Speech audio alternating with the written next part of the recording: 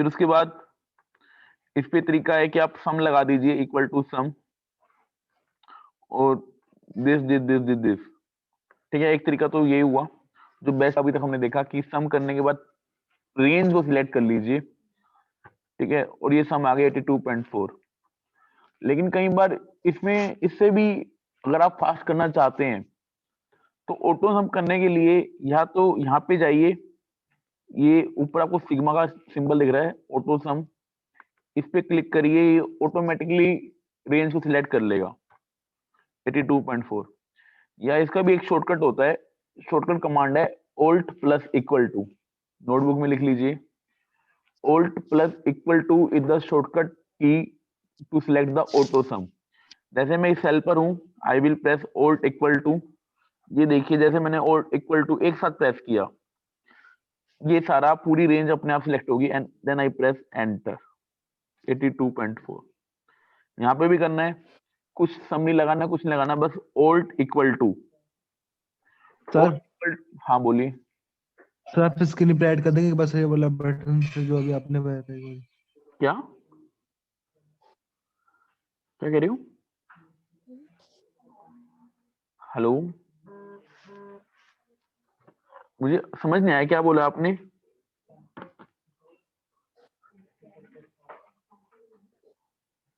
Hello sir आपकी आवाज clear नहीं आ रही। आवाज बिल्कुल भी क्लियर नहीं आ रही। सर क्लियर है सर। हो सकता है आपके नेटवर्क में इशू।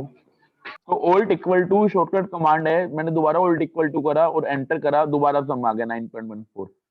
लेकिन अब यहाँ पे देखिए, फॉर एग्जांपल यहाँ पे दो कॉलम इक्वल खाली हैं। अब ये जरूरी नहीं है कि आपको एक्सेल में ना डाटा के ऊपर डिपेंड करना पड़ेगा कि आप उसमें क्या लगाते हैं। अब जैसे ये वाला 2010 की ईयर है, 2007, यहाँ पे ये वैल्यू ब्लैंक है और ये वैल्यू ब्लैंक है। अब सपोज करो आपको पता है ऑल्ट इक्वल टू लगाने से सम हो जाता है, आपने लगा दिया ऑल्ट इक्वल टू, फिर देखो ये वाली रेंज सिलेक्ट हुई। इसका रीजन क्या है? इसका रीजन है क्योंकि जहां पे भी ब्लैंक मिल जाएगा एक्सेल उस चीज को छोड़ देगा। दोबारा दिखाता हूं, मैंने जैसे यहाँ पे करा ऑल्ट इक्वल टू, एक्सेल ने इस रेंज को छोड़ दिया, ठीक है। अब या तो मैनुअली तरीका है, इसको करने के अब दो तरीके हैं, दोनों तरीके बड़ा ध्यान सुनिएगा। अब इसमें ऑल्ट इक्वल टू वो नहीं लग सकता, ठीक है। क्यों नहीं लग सकता? क्योंकि ऑल्ट इक्वल टू नीचे से लगेगा और जहां से ब्लैंक आएगा वो भी वहां तक जाएगा, उसके ऊपर की रेंज को वो सिलेक्ट नहीं करेगा। तो इसको लगाने के लिए हमें क्या करना पड़ेगा, हमें अपना जो प्री डिफाइंड फॉर्मूला है सम, उसकी तरफ जाना पड़ेगा और रेंज सिलेक्ट करनी पड़ेगी 1135.6। या अब एक देखते हैं हम एक्सेल की एक और ट्रिक कि सपोज करो डाटा मेरे पास बहुत बड़ा होता, ठीक है, अभी तो मेरे पास सिर्फ 12 एंट्रीज हैं, 12 रोज हैं। सपोज करो मेरे पास 200-250 रोज होती, तो सम करना, इतना डाटा को चूज करने में 1-2 मिनट लग जाता। मैं कर्सर से ऊपर जाता कीबोर्ड से, तो उसको सेलेक्ट करने में टाइम लगता ही लगता, और ब्लैंक भी है। तो अगर इन ब्लैंक पे अगर मैं जीरो डाल दूं, जीरो हो या ब्लैंक हो मतलब तो एक ही है, उस डाटा को सिलेक्ट नहीं करना। अगर इस ब्लैंक में मैं जीरो डाल दूं तो मेरा काम हो जाएगा। अब क्वेश्चन ये है कि अभी तो दो ब्लैंक है तो यहाँ पे जीरो डालना आसान है, एक जीरो यहाँ डाल दिया, एक जीरो यहाँ डाल दिया, ठीक है। लेकिन सपोज करो मल्टीपल ब्लैंक होते, एक से ज्यादा ब्लैंक होते, ठीक है, मैं कहता हूँ 3000 मेरे पास रोज हैं, उन 3000 रो में से मेरे पास 300 ब्लैंक होते, तो क्या 300 ब्लैंक पे 0 0 0 लिखना आसान है? वो आसान नहीं है। तो आप चाहते हैं कि इन सभी पे आप ब्लैंक करें, तो डाटा को सिलेक्ट करा, सारे डाटा को सिलेक्ट करा जो भी रेंज है। फिर हमारे पास शॉर्टकट कमांड है कंट्रोल जी। जितनी भी शॉर्टकट कमांड है हम प्रैक्टिकली देखेंगे कि शॉर्टकट कमांड से क्या हो रहा है, किससे क्या हो रहा है। कंट्रोल जी, जैसे मैंने कंट्रोल जी करा तो कमांड आता है go to special, go to special, ठीक है। ये चीज आपको बार बार ये वीडियोस देखनी पड़ेंगी, क्योंकि एक तो आप आईटीआई वीक में एक दिन आना है और उस दिन भी कुछ मजबूरी कारण कुछ नहीं आ पाते, और वो जब एक दिन आना तो 5-6 दिन की प्रैक्टिस करनी है उस दिन में। आज ये कर रहे हैं, कल दूसरी चीज करोगे तो ये भूल जाओगे। तो इसके लिए जरूरी है कि आप आईटीआई, जिस दिन में आपका नंबर है वो दिन आप आईटीआई आए और उस दिन पूरी प्रैक्टिस करें जितना भी बैक का है। तो control G stand for go to special. जैसे ही हम स्पेशल फिर इस पे गए तो देखो बड़ा खास फीचर है गो टू स्पेशल। ये कह रहा है कि आपको क्या चूज करना है, इस डाटा में से क्या चूज करना है। मेरी नीड सिस्टम कह रही है कि जहां पे ब्लैंक वैल्यू ना मुझे वो चूज करना है। यहाँ पे मैंने ब्लैंक जो ऑप्शन है इसको मैंने चूज कर लिया, इस पे मैंने अपना कर्सर डाल दिया कि मुझे ब्लैंक वैल्यूज चाहिए, ठीक है। और इस पे मैंने फिर कर दिया ओके। अब आप देखोगे जैसे मैंने ओके करा, दोनों ब्लैंक वैल्यू पे कर्सर आके खड़ा हो गया। अगर यहाँ पे सपोज को मेरे पास 3300 ब्लैंक वैल्यू होती, तीनों पे कर्सर आके खड़ा हो जाता, ठीक है। अब मुझे क्या करना है, जीरो डालना है। तो यहाँ मैंने जीरो लिखा और जैसे जीरो प्रेस करा, अब एंटर नहीं दबाना, अब दबाना है कंट्रोल एंटर। क्या दबाना है, कंट्रोल एंटर। जैसे मैंने कंट्रोल एंटर दबाया, नीचे वाले पे भी जीरो आ गया। जैसे जीरो आ गया इसका मतलब है अब यहाँ पे ऑटो सम लग सकता है। ओल्ट इक्वल टू लगाया मैंने, ऑटो सम लग गया। यहां तक कोई डाउट, यहां तक कोई डाउट?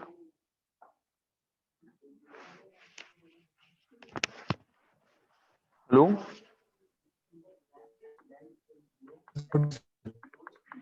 ठीक है। अब मेरे पास ये डाटा था, ठीक है। देखो ब्लैंक वाला बता दो एक भाई।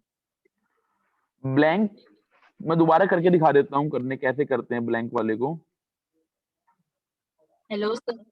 हाँ अब जी। मैं दोबारा करके दिखा देता हूँ कैसे ब्लैंक वाले को कैसे करते हैं।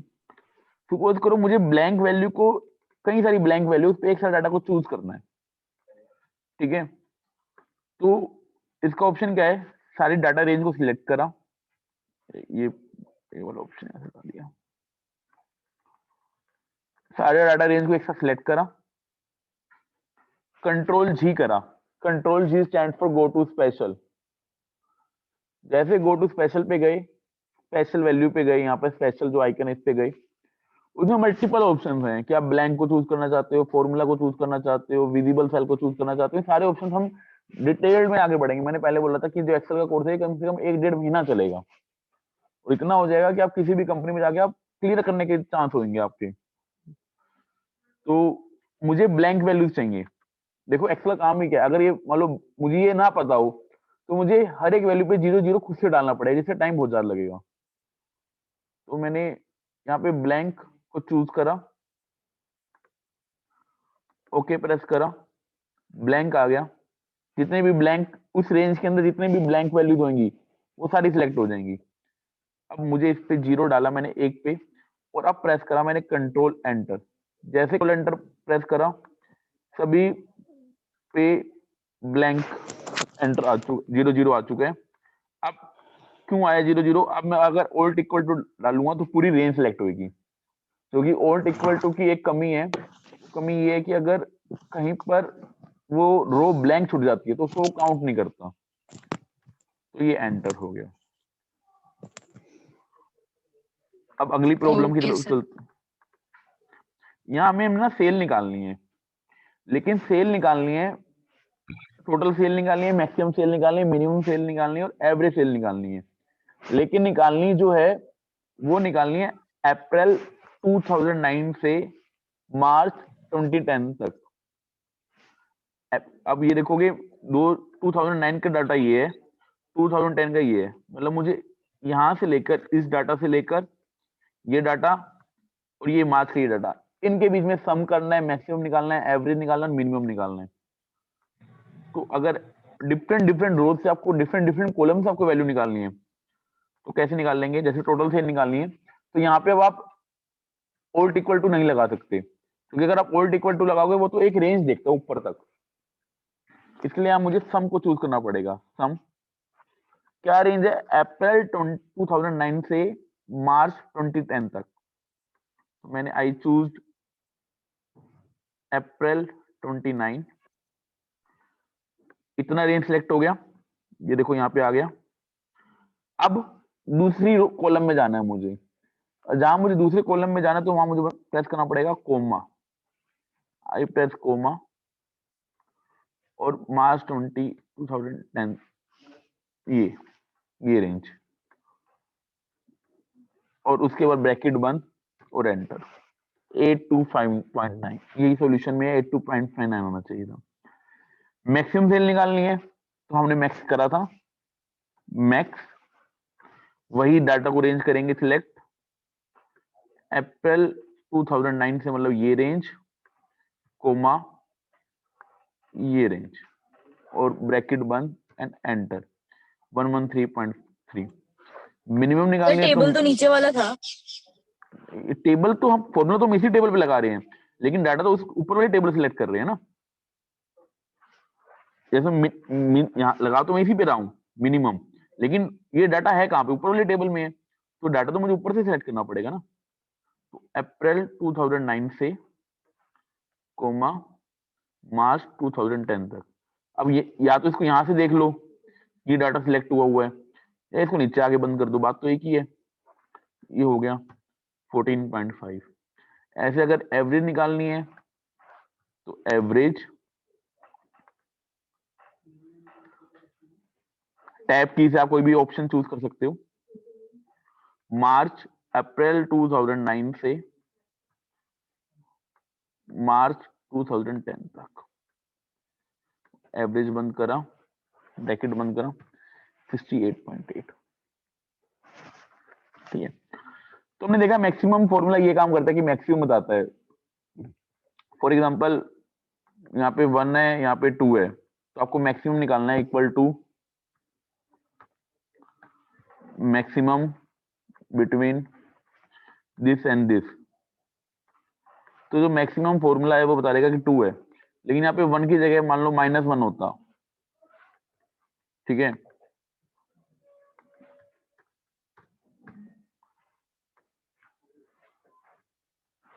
यहाँ पे सपोज करो -1 होता, यहाँ पे 2 होता, और यहाँ मैं चूज करता मैक्सिमम ऑफ बिटवीन दिस, तो वो 2 बताता।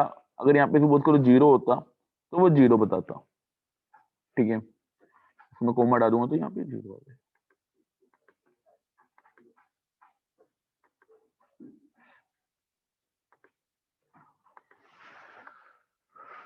तो अब मैक्सिमम का कहाँ यूज है ये समझिए।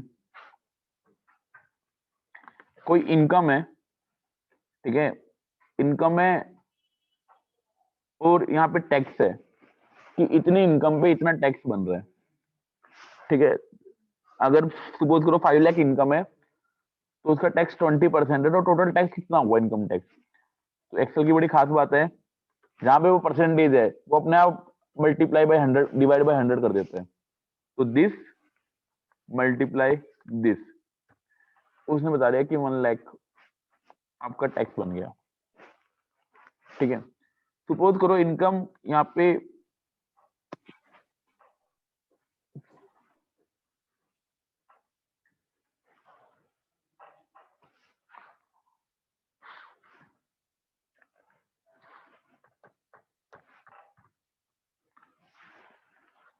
सपोज करो इनकम यहाँ पे -5 लाख किसी का डाल दिया, किसी ने 5 लाख रुपए देने हैं किसी को। ठीक है, तो उस केस में क्या होगा, इनकम यहाँ पे माइनस की 1 लाख का टैक्स माइनस का 1 लाख हो गया, जो कि नहीं हो सकता। तो मैं चाहता हूं कि अगर किसी की इनकम माइनस में है तो वहां पर टैक्स 0 आ जाए। इंस्टेड ऑफ माइनस में जाने के लिए वो टैक्स वहां पे 0 आ जाना चाहिए। तो फॉर एग्जाम्पल मेरे कहने का मतलब ये है कि अगर सपोज करो यहाँ पे कोई 1 लाख है और यहाँ पे 20 है, तो यहाँ तो उसका टैक्स यहाँ पे सपोज करो 0 है, तो यहाँ पे अगर मैं मैक्स निकालूंगा तो 1 लाख आ जाएगा। लेकिन अगर किसी कारण यहाँ पे माइनस का 1 लाख हो गया तो वहां पे मैक्सिमम वो 0 वैल्यू आ जानी चाहिए। तो मैं चाहता हूं कि अगर ऐसा माइनस में इनकम चली जा चुकी है तो टैक्स माइनस में ना जाए, टैक्स 0 हो जाए। तो उसके लिए कैसे निकालेंगे, इक्वल टू मैक्स, पहला नंबर 0, दूसरा नंबर दिस मल्टीप्लाई दिस। ये जो ये हाइफन आए ये मतलब जीरो से, इसका मतलब हुआ, दोबारा फॉर्मूले को देखना एक बार ध्यान से, कि मैंने कहा मैक्स या तो जीरो या इन दोनों में से कोई बड़ा। अब इन दोनों के नंबर को तो मल्टीप्लाई करा, यहाँ पे वैल्यू है -1 लाख और पहला नंबर है जीरो, तो कौन सा बड़ा है? जीरो, इसलिए इन्हें आंसर जीरो दे दिया इंस्टेड ऑफ -1 लाख। अब इसका एक वो समझिए, एक एप्लीकेशन समझिए जहां पे इस चीज को यूज किया जाता है बड़ा ज्यादा। ये समझिए कि एक मोबाइल फोन की पेनल्टी है कि आप पोस्टपेड यूज करते हो और अगर आप लेट बिल पे करते हो तो आपको पेनल्टी लगेगी 2%। कितनी लगेगी? 2%। लेकिन अगर आपकी 2% पेनल्टी के बाद अगर आपका अमाउंट 100 रुपए से कम बैठ रहा है तो मिनिमम पेनल्टी 100 रुपए तो लगेगी लगेगी। मोबाइल फोन का बिल लेट पे कर रहे हो तो उसके केस में पेनल्टी है 100 रुपए, पेनल्टी है 100 रुपए तो लगेगी लगेगी, या 2%। अगर सपोज करो 5,000 है, इसका 2% होता है 100 रुपए, तो यहाँ पे तो 100 रुपए तो 100 रुपए ही लगेगा। 7,000 का 2% होता है 140 रुपए, तो यहाँ पे 140 रुपए लगेगा।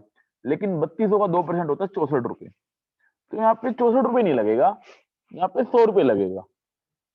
मिनिमम जो है वो 100 रुपए तो लगेगा ही लगेगा। तो अगर मैं कहता हूँ कि पेनल्टी मुझे निकालनी 2% के हिसाब से, तो मैंने कह दिया दिस मल्टीप्लाई 2%। जैसे मैंने 2% यहाँ लिखा, एक्सेल अपने आप कैलकुलेट कर लेगा 100 रुपए। ठीक है जी, इसको मैं कॉपी पेस्ट करता हूँ, इसको ड्रैग करता हूँ तो अपने आप कॉपी पेस्ट हो जाएगा। यहाँ पे 140 आ गया, यहाँ पे 64 आ गया, लेकिन आना नीचे वाली जगह में क्या चाहिए था? 100, क्योंकि मिनिमम पेनल्टी 64 रुपए नहीं है, 100 रुपए है। अब इस चीज को कैसे दूर करेंगे? तो ये वाला फॉर्मूला तो गलत हो गया यहाँ पे, अगर मैं सीधा सिंपल प्रोडक्ट करता हूँ तो इसको दूर करने के लिए मैंने कहा मैक्सिमम आए। किसका मैक्सिमम आए? या तो 100 रुपए आए या इससे जो मैक्सिमम वैल्यू है वो आए। वो क्या वैल्यू है? This multiply 2%। 100 रुपए आ गया। अब मैं इसको कॉपी पेस्ट करता हूँ, ड्रैग करता हूँ नीचे, तो आप देखोगे 140 या 100 रुपए। ये कंडीशन बहुत बार मिलती है कि जहां पे कहा जाता है कि यार इतना तो फाइन लगेगा ही लगेगा। अगर वो कहता है कि मिनिमम है तो वहां पे मिनिमम फॉर्मूला को लगाएंगे, वो कहता है कि मैक्सिमम जाना है तो वहां पे मैक्सिमम फॉर्मूला को लगाएंगे। ये एक रियल एप्लीकेशन है। यहाँ केस, यहाँ तो कोई डाउट?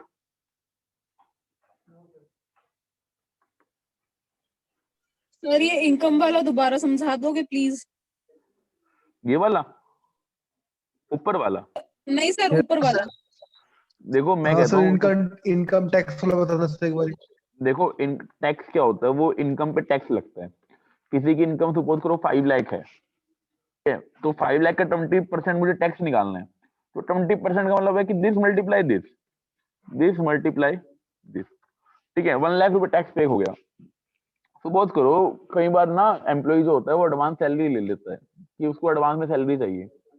ठीक है, मान लो उसकी सैलरी साल की 5 लाख है, उसने 10 लाख रुपए ले लिए कोई फैमिली में काम से कि अगले साल मैं फ्री में काम करूंगा। ठीक है, या किसी की सैलरी जनरेट ही नहीं हुई, तो मान लो किसी की सैलरी यहाँ पे माइनस में है, सपोज करो यहाँ पे सैलरी माइनस में है 5 लाख। अब किसी की सैलरी अगर माइनस में है तो उसका टैक्स तो माइनस में तो नहीं हो सकता। ठीक है, टैक्स तो क्या है कि अगर किसी की सैलरी माइनस में है तो उसका टैक्स जीरो रहना चाहिए, -1 लाख नहीं हो जाना चाहिए। अगर किसी की सैलरी माइनस में है तो उसका टैक्स जीरो हो, माइनस में ना जाए। तो उस चीज को क्या करेंगे कि यहाँ पे जैसे ये जो ब्रैकेट आता है, इसका मतलब है कि वो यहाँ पे वैल्यू, ये नेगेटिव की वैल्यू है। ब्रैकेट का मतलब है कि वैल्यू नेगेटिव वैल्यू है।